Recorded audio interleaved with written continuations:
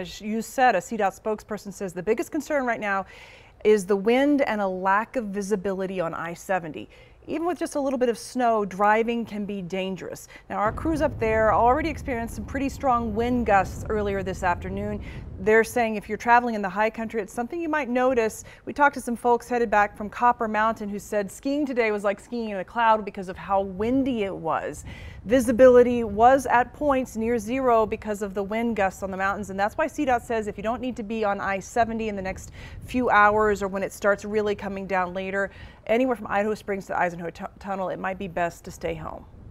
Oftentimes, and this tends to be a phenomenon, especially out on the eastern plains during the wintertime, you may not have a lot of snow, but once the wind starts blowing, even just with a little bit of snow, it can reduce visibility down to near zero, and you can't see the road in front of you. So that becomes a very major safety hazard. CDOT says the high winds often cause problems for trucks and very light vehicles. This high wind watch is in effect through tomorrow morning, so we will be keeping an eye on that and the impact that it has on traffic.